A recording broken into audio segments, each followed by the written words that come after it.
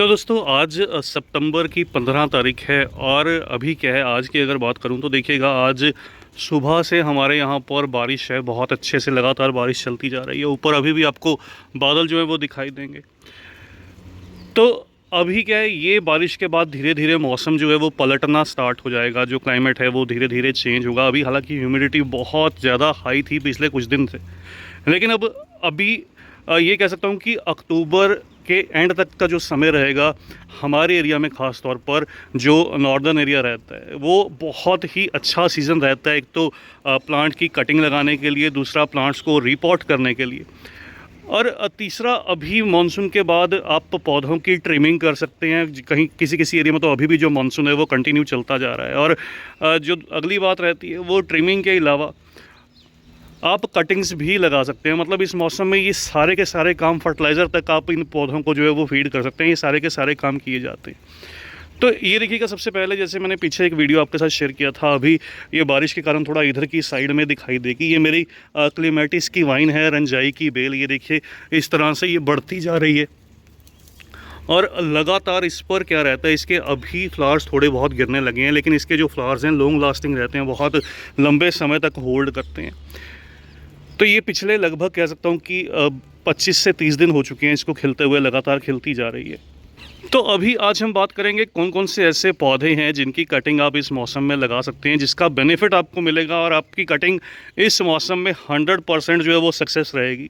मैंने कई बार पहले भी शेयर किया आपके साथ कि कटिंग लगाने के दो तरीके रहते हैं। सपोज़ कीजिएगा ये कटिंग है जो हमारे पास लग गई है, जो हमने लगाई है, तो कटिंग पहले तो सबसे पहले थोड़ी सी थिक रहनी चाहिए, मोटी कटिंग रहनी चाहिए। जो पेंसिल टाइप मोटी रहती है, कम से कम उतना जो साइज़ है वो ज़रूर लीजिएगा। पेंसिल टाइप थिक और 6 से 8 इंच लंबी। तो दो तरीके रहते हैं। एक तो देखिए इस तरह से सपोज़ कीजिए ये कटिंग है, जब ह्यूमिडिटी तो हाई रहनी चाहिए लेकिन बारिश नहीं चलती, तो आप कटिंग को इस तरह से कवर कर दीजिए।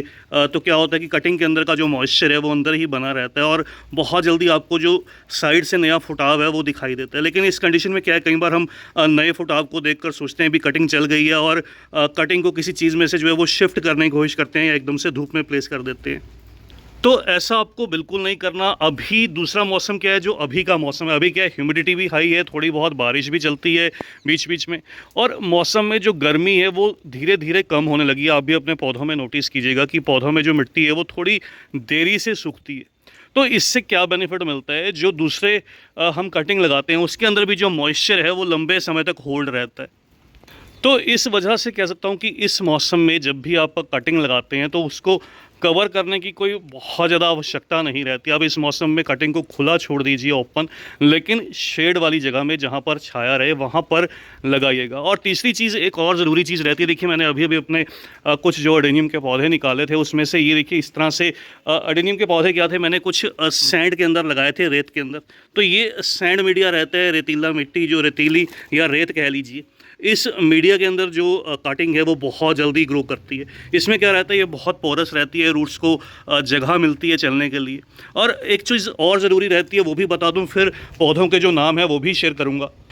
कोशिश कीजिएगा कटिंग के नीचे जो इस तरह से फंगीसाइड पाउडर कोई भी आपके पास अवेलेबल रहे उसको ज़रूर लगा लीजिएगा। ये फंगीसाइड फंगस को तो रोकता ही है, साथ के साथ रूटिंग हार्मोन का काम भी करता है। अब कई जगह कई मेरे दोस्तों के पास रूटिंग हार्मोन नहीं रहता, तो वो बहुत से कमेंट्स आते हैं जब रूटिंग हार्मोन नहीं है तो क्या किया जाए, क्या रूट्स जो हैं वो चल जाएंगे। तो इसके अंदर भी जो रूटिंग हार्मोन का वर्क है वो प्रॉपर हो जाता है। इसको आप बेस में जो है वो कटिंग के लगा दीजिए। और जब भी आप कटिंग लगाएंगे, कटिंग को हिलाना नहीं है, निकालना नहीं है, कटिंग को बार बार चेक नहीं करना। लगभग लगाने के 1 महीने तक ऐसी जगह पर छोड़ देना है जहाँ पर केवल कह लीजिए कि सेमी शेड रहे, अच्छी सी रोशनी मिले, हल्की फुल्की छन कर जो रोशनी या धूप या कह लीजिए वो चीज़ जो है वो पौधे को मिल जाए, जो कटिंग रहती है उसको मिल जाए। और ज़्यादा पानी नहीं देना, एक बार पानी देकर जो है वो कटिंग को छोड़ देना है। फिर जब भी मिट्टी जो है वो सूखने लगे, बिल्कुल ड्राई दिखाई दे रेत, उस समय पर पानी देना है। तो ये काम कीजिएगा, 100% जो रिज़ल्ट है वो मिल जाता है। कटिंग चल जाती है, आसानी से जो ग्रो है वो कर जाती हैं। अब कौन कौन से पौधे हैं जिनकी कटिंग लगा लीजिए, जिनका रिज़ल्ट बहुत ही फास्ट मिलता है। एक ही बार जहाँ पर लगाएंगे लगा रहने दीजिएगा, और अगली बार जब रिपोर्ट करना होगा तो मार्च के बाद कीजिएगा, फरवरी मार्च के बाद। जिन एरियाज़ में गर्मी रहती है वो लोग तो खैर आसानी से इस समय पर लगा दीजिए, और रिपोर्ट भी दिसंबर में भी कर लीजिए, कोई प्रॉब्लम नहीं आएगी। तो ये देखिए सबसे पहला पौधा इस तरह से हेमिलिया का है। हेमिलिया की ये जो आप वैरायटी देख रहे हैं ये ड्वार्फ वैरायटी है, हाइब्रिड वैरायटी। इसकी कटिंग लगा लीजिए, रिजल्ट बहुत अच्छा मिलेगा। दूसरा गुड़हल की, हिबिस्कस की कोई सी भी वैरायटी लगा लीजिए, बहुत ही अच्छा रिजल्ट मिलेगा, बहुत जल्दी से जो कटिंग है वो चल जाएगी। तीसरा, इस मौसम में इस तरह से जो ये चीकू की वैरायटीज़ रहती हैं इनको भी आप लगा सकते हैं। फ्रूटिंग प्लांट्स में रिजल्ट बहुत अच्छा मिल जाता है इस मौसम में। और अक्सर जो फरवरी मार्च में फ्रूटिंग प्लांट्स जब भी आप इस मौसम में कटिंग लगाएंगे, कटिंग से जो ग्रो किया पौधा रहता है उसमें फ्रूटिंग भी जल्दी होती है और आपको फरवरी मार्च में जो फ्रूटिंग है वो भी देखने को मिलेगी। देखिएगा ये मेरा एक पुराना पौधा है वेरीगेटेड वैरायटी का। ये देखिए छोटे छोटे से जो चीकू हैं वो बहुत जल्द इस पर भी बनने लगेंगे। तो ये वेरीगेटेड है, ग्राफ्टेड है। या तो ग्राफ्टेड लगा लीजिए या फिर आप क्या कीजिए, या फिर आप कटिंग लगा लीजिए, एयर लेयरिंग कर लीजिए। एयर लेयरिंग के लिए भी ये मौसम खैर खास रहता है। देखिए इस तरह से फ्लावर्स आते हैं, फिर इसमें जो फ्रूट्स हैं वो डेवलप होते हैं। तो अभी फ्लावरिंग जो है वो स्टार्ट हो जाएगी इसमें। और ये मौसम खास रहता है, इसमें क्या रहता है, बहुत कम चांसेस रहते हैं जो फ्लावर्स डेवलप होते हैं वो फ्रूट्स में कन्वर्ट ना हो। और ये देखिएगा इस तरह से अमरूद की वैरायटी भी बेस्ट रहती है। अमरूद को भी आप इस मौसम में एयर लेयरिंग कर लीजिए, कटिंग से लगा लीजिए, दोनों तरह से बहुत अच्छा रिजल्ट मिल जाता है। ये मिनिएचर वाली मेरी वैरायटी है। ये देखिएगा इस तरह से रेडिश कलर में लीव्स आती हैं कॉर्नर, क्योंकि इसके अंदर का जो फ्रूट रहता है वो रेडिश ही रहता है। मैंने पहले भी शेयर किया था, आपको कट करके भी दिखाया था। फिर मधुकामनी के लिए बहुत अच्छा मौसम है। जो लोग मेरे खुशबूदार दोस्त जो हैं वो पौधों के शौकीन रहते हैं, मधुकामनी की बड़ी से छोटी वैरायटी तक कोई भी लगा लीजिए, कटिंग से इस मौसम में बहुत अच्छी चल जाएगी। उसके अलावा बोगनविलिया इस मौसम में बहुत ज़्यादा आसानी से चलता है। बोगनविलिया की तो आप मोटी मोटी जो कटिंग्स हैं वो लेकर लगाइएगा, रिजल्ट सुपर मिलेगा। मेरी वीडियोज़ पहले इन सभी पौधों पर अवेलेबल हैं। अगर आप विद रिजल्ट जो वीडियोज़ हैं वो देखना चाहते हैं उनको जरूर से सर्च कर लीजिएगा, बोगनविलिया कटिंग प्रोपगेशन शैम्पीस गार्डन, तो आपको वीडियो जो है वो मिल जाएगी। हर सिंगार का समय आ चुका है। वैसे तो फ्लावरिंग का बहुत जल्द नेक्स्ट मंथ से जो फ्लावरिंग है पौधे करने लगेंगे। तो ये देखिएगा अभी से जो ये जो आपको शूट्स दिख रही हैं साइड में, ये फ्लावरिंग शूट्स हैं।